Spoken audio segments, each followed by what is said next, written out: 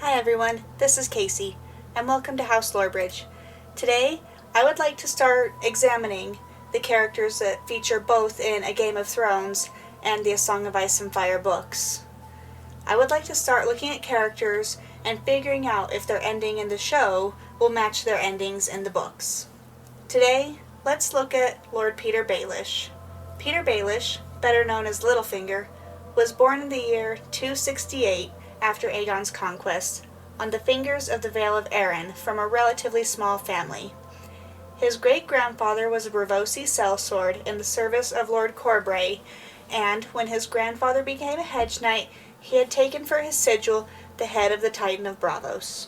His father had befriended Lord Hoster Tully, and Lord Hoster agreed to take on Petyr as a ward at River Run in the Riverlands. There, Petyr grew up alongside Edmure, Lysa, and Catelyn, and was given the nickname Littlefinger by Edmure due to where he is from. As the children grew older, Petyr fell in love with Catelyn, who did not return his feelings, and Lysa fell in love with Petyr. When Catelyn was betrothed to Brandon Stark of Winterfell, Petyr was so upset that he got drunk and had to be carried to his room. Afterwards, Lysa slipped into his room to sleep with him for the first time, but Petyr thought she was her sister Catelyn. When the wedding date for Catelyn and Brandon was announced, Petyr thought that he should challenge Brandon to a duel, which he lost, and during which he could have very easily been killed. He was given 2 weeks to recover at River Run, during which he got Lysa pregnant, before being sent away.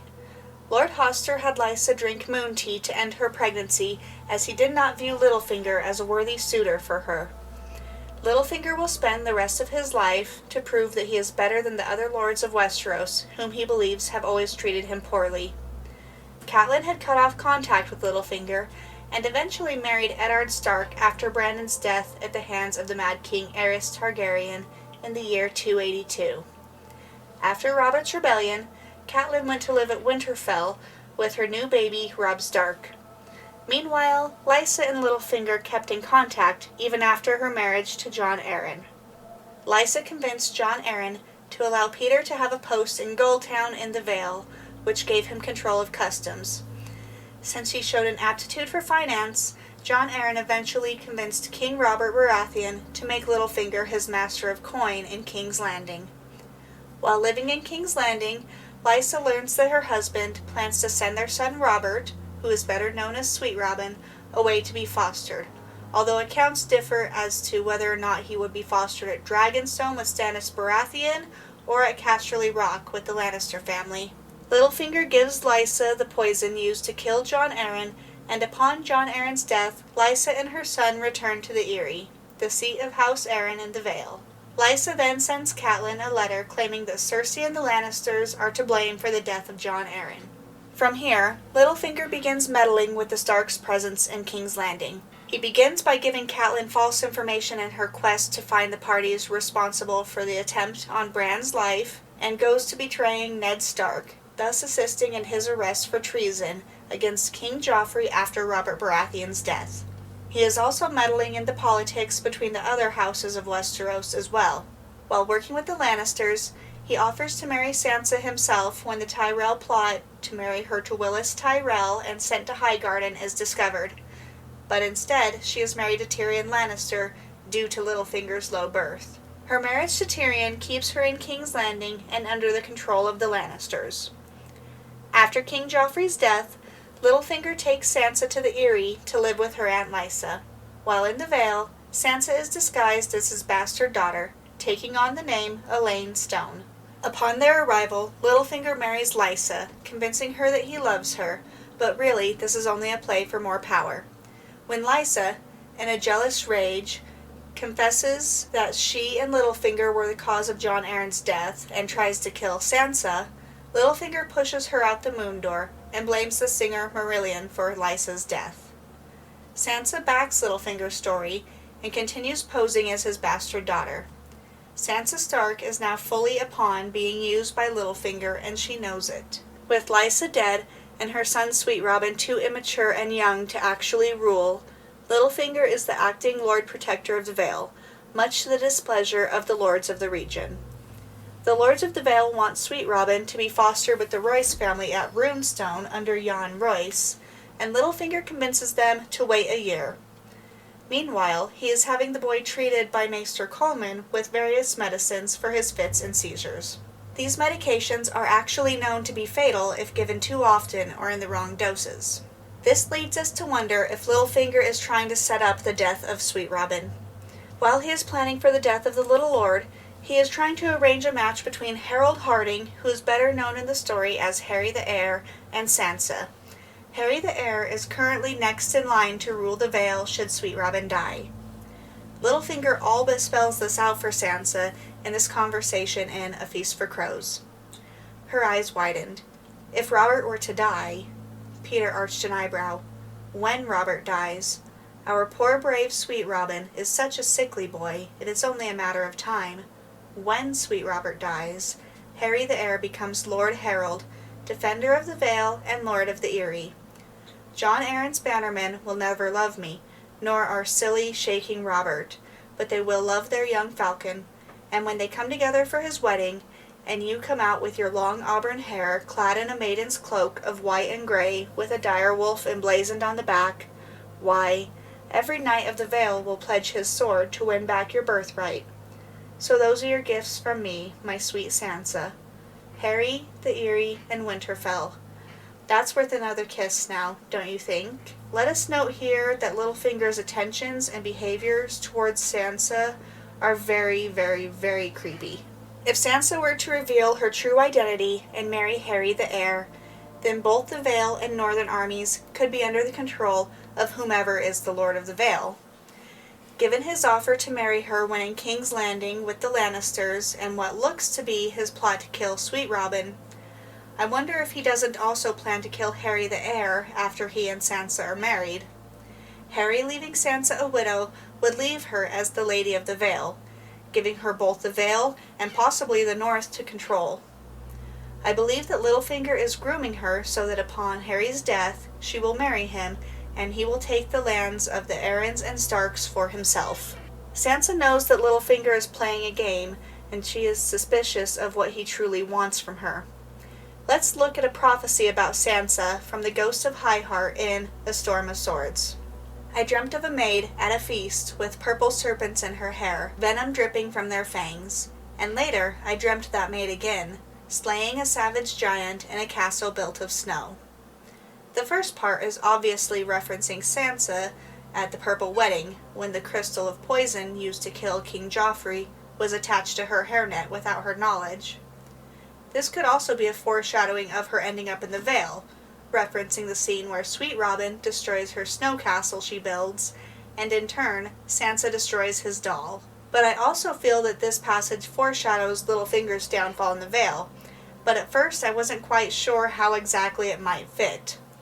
But, thanks to Mrs. Duncan the Tall, I realized that this giant could be a reference to Littlefinger's heritage, as his great-grandfather was a Braavosi sellsword, and his grandfather had taken the head of the Titan of Braavos as his sigil. When descending from the Eyrie before winter comes, Sansa thinks of the Eyrie as a castle made of snow in A Feast for Crows. Also, one of the way castles in the Vale of Arryn on the way up to the Eyrie is also named Snow. The Vale draws its safety from being extremely difficult to access, but because of this supposed safety, I think that the Vale is a much more fitting place for Littlefinger's demise than at Winterfell. How might Sansa achieve Littlefinger's downfall? Well, she would need friends in the Vale, and there is an idea out there that those friends could be members of House Royce. Lord Nestor Royce has made his way into Littlefinger's good graces, however, he seems to not fully trust Littlefinger. It is he who agrees, along with other lords of the Vale, to allow Littlefinger to have 1 year to set the politics in the Vale to rights before he must leave the Vale and allow Sweet Robin to be fostered with the Royce family at Runestone. I believe that it is also a possibility for Bronzion Royce to recognize Sansa because he saw her in Winterfell before the A Game of Thrones prologue when he was traveling to the Wall with his son Waymar Royce. Yes, Sansa has grown up and matured and her hair is dyed, but I feel that there is more to the Royce family than what we are being told.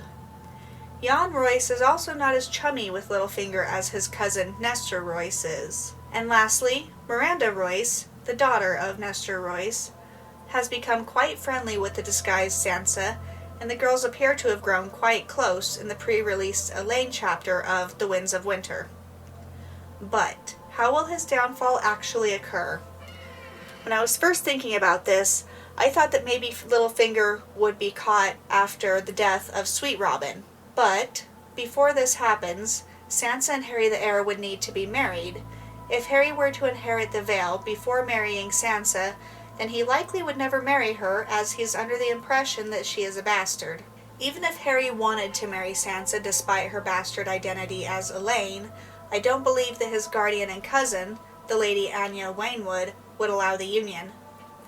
Littlefinger's whole plan is to have Sansa Stark be a surprise at her own wedding, like some kind of present, so he would have to push for her and Harry to get married while Sweet Robin was alive. We also can't discount Maester Coleman. He knows the amount of medication that he is giving Sweet Robin is bordering on too much, yet Littlefinger keeps insisting on its use. Sansa knows this, so who else might figure out what's going on? Maesters are bound to work essentially for the castle to which they are assigned, not necessarily the ruling lord. Maester Coleman knows that the Lords of the Vale are not happy with Littlefinger, so he may tell one of them about his fears for Sweet Robin's health once descended to the Gates of the Moon for winter. For example, he could tell Lord Nestor or Jon Royce. Not only would this help Sansa to get away from Littlefinger, but this would allow Lord Nestor Royce to once again basically rule the Vale from behind the scenes, just like he was doing previously when Jon Arryn was in King's Landing. He wants to rule the Vale, as exhibited by his desire to marry Lysa after Jon Arryn's death, but if there is a Lord of the Vale, then his position as the High Steward of the Vale holds little power. Here's my take on what may happen. I think that Sweet Robin will die due to Littlefinger's orders regarding his health. However, I think this will happen before Sansa can be married to Harry the Heir. Harry will likely not want to marry her if he still thinks that she is a bastard while he is Lord of the Vale. At this point, I think that Sansa, with the help of the Royce family, will play her cards against Littlefinger. I think she will out him as the cause of the deaths of Jon Arryn, Lysa Arryn, and Sweet Robin, and reveal herself as Sansa Stark. I believe that Harry will agree to help her to get rid of Littlefinger in exchange for a marriage pact. This ties into the theory that the champions at the tournament at Ashford and the Hedge Knight, which are listed as Baratheon, Tyrell, Lannister, Harding, and Targaryen, foreshadow the suitors of Sansa Stark, as Harding is fourth on both lists. Sansa's suitors were Joffrey Baratheon, Willis Tyrell, Tyrion Lannister, Harold Harding, who is Harry the Heir, and an unknown Targaryen. However, the Targaryen and the subject of Sansa's suitors is a subject better left for another time. For how exactly I think that Littlefinger might meet his demise, let's look at the show. I know that many people were angry at how his death played out in the series, but hear me out. Even though Martin wasn't really involved in the writing for the show by this point, I believe that we should take some of the big events seriously because it has been stated multiple times that he gave clues to HBO as to how the storyline will progress. I do think that there will end up being a trial, likely at the Gates of the Moon, that will turn out to be Littlefinger's. And I think that he will make his excuses for his actions and make up more lies, but that it just won't be enough. As we saw in Tyrion's trial in the Vale isn't really the place for a fair trial, especially for someone who is viewed as an outsider. I also believe that he will be executed in a similar fashion, although I personally believe that Sir Lyn Corbray is the best candidate to be the one to perform the execution, not Arya Stark as she is still in Braavos at this time. I think that Corbray will do this, regardless of supposedly working with Littlefinger, as a way to regain money, status, and respect in the Vale, all things which he is sorely lacking as a younger son of his house. Lyn Corbray is a dangerous man, warns Lord Nestor Royce to Littlefinger. Sir Lyn Corbray is mentioned multiple times as being a man who can be bought, and also as a man who is dangerous. He is also in possession of the family Valyrian steel sword, Lady Forlorn, and he seems to enjoy bloodshed. Littlefinger dying by a Valyrian steel dagger in the show could be a nod to his death by a Valyrian steel sword in the books. I think that between Maester Coleman, the Lord's Declarant of the Vale, Harry the Heir, and Sir Lyn Corbray and Sansa Stark, Littlefinger's days are truly numbered. But what do you think? Do you think Littlefinger will be successful in his plots, or do you think he will die in the books? If he is to die, how do you think his death might come about? Let me know in the comments below. Thanks so much for watching. See you next time.